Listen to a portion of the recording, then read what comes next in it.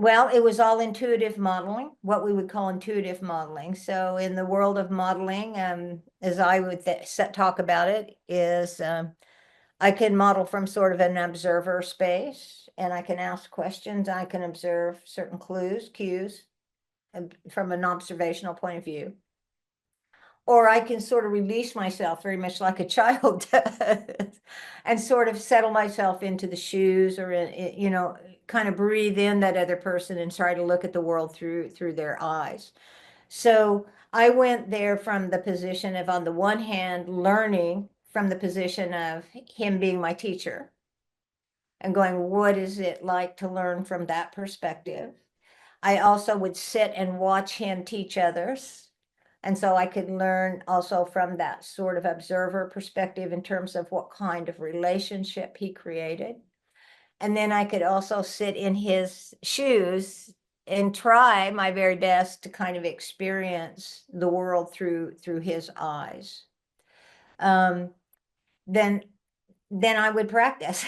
Then I would, we would get together in little groups and we would practice what we learned. Now, what came out of that was a sensitivity to how he used language, which was sort of the framework that ultimately I put around what I learned from him by observation, by being, hypnotized by him, I'll say it directly, and by him being my teacher. Well, this was at very early days of NLP. And so, really we were modeling. That's what we were doing. That was our mission imperative, right? We're modelers. We want to try to understand the connectedness and these sort of patterns, to notice things like, gee, you ask a person, do you want to go to a movie tonight? And they go, well, let's see. And and their eye makes a movement and you go, gosh, I wonder if they're actually seeing something up there, and then you ask and they go, oh yeah, I was looking at the newspaper, looking at what the shows are running right now, and then starting to correlate that pattern, getting that connection between that movement, that word, let me take a look, let me see. Yeah. And this event that's happening sort of cognitively. So we were living and swimming in this world of modeling. Yeah. In this world of modeling. And with, I think maybe not describing it yet, maybe Richard and John would have said it that way, but for me, it was much more intuitive. It was much more about walking in that person's shoes. It was more noticing what they noticed without sort of making a judgment about it. Yeah, completely curious. And that's the definition, in a way, of the modeling state that we taught in the early days, which was, what we teach today. Quite often we talk about as a state of presence or a coach state. Was very much like that. It was curious, it was quiet, it was still, it was spacious. Yeah. So, and I think in those early days, we truly were, the focus of attention was in that more cognitive, what we talk about today as that more cognitive space.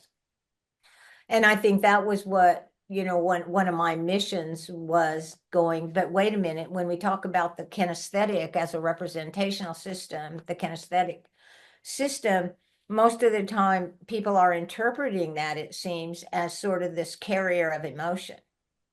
Okay. That relates to a problem state or a solution state. Yeah. But more than that, it's much, much more than that, in that it's a system that learns, that has memory, that codes and decodes information. This whole kinesthetic system is a learning system, just like the visual system or the auditory system. So I think then that overlap came, and attention in NLP shifted to also including that and wanting to model that as well. Yeah. And states of being. Yeah, states of being. Yeah. I think it's just more inclusive. So it's using the whole unit of mind, as Gregory Bateson would say, right? So, there's in NLP, we go, there's a cognitive mind, and now we're talking about the somatic mind, and sort of neuroscience supports that, there's the brain that's living in the belly that's the size of a cat brain, and there's, the heart's more than just a muscle, right? Yeah. That there seems to be memory, and that's where I would say that the body is a learning instrument, but the body includes everything, Mm. and everything is a brain, and the nervous system, which is the whole body. So I like the way Gregory talks about it and goes, there's not sort of a cognitive mind and a somatic mind, but there's this unit. Yeah. And when I model and when I'm present and when I'm very aligned in myself, I guess, and trying to attune to the world, there's that sense as, a childlike kind of awe and curiosity is, yeah, because they're living in a more complete world. They're living more in a unit of mind. As adults, we have a tendency to, through education and everything, to go, it's all about this and not so much about this. And that's where you get great trainings developed, like emotional intelligence. Mm. Well, I think I didn't necessarily make the choice primarily. John and Richard really wanted to model him. And I think what came out of that modeling were the books around his ability to use the absolute opposite of the meta model, right? It's called the Milton model, Okay. Yeah. sort of the inverse, right? The inverse.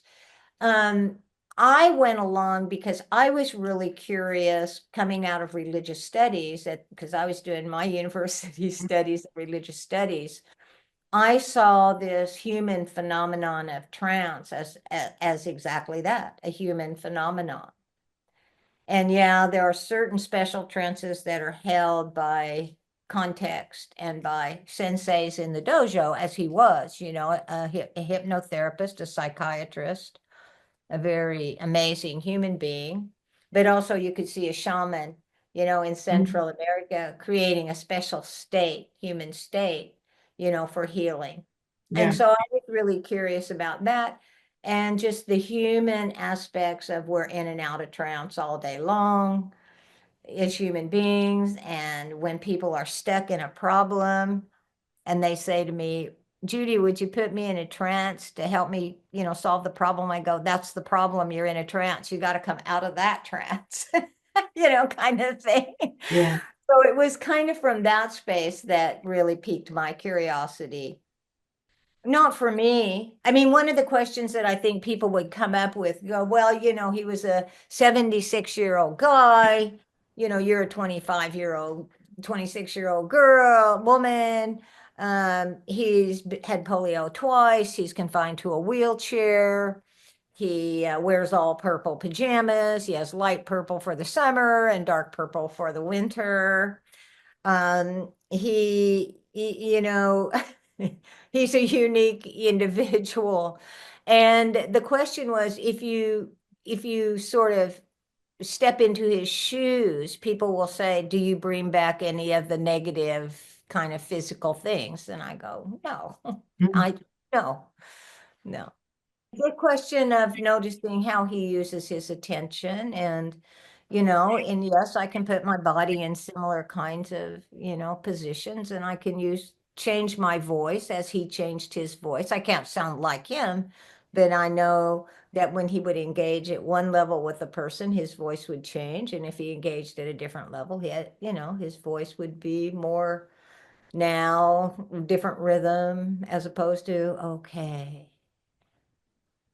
Yeah. Now. Yeah.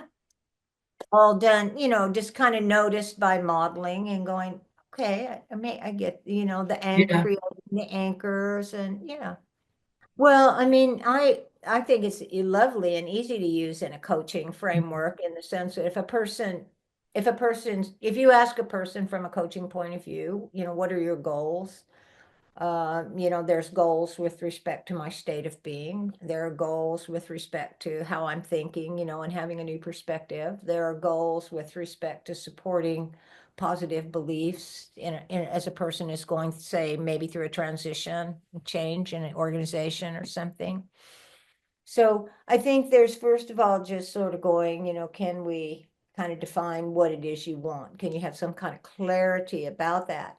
Modeling is who has it.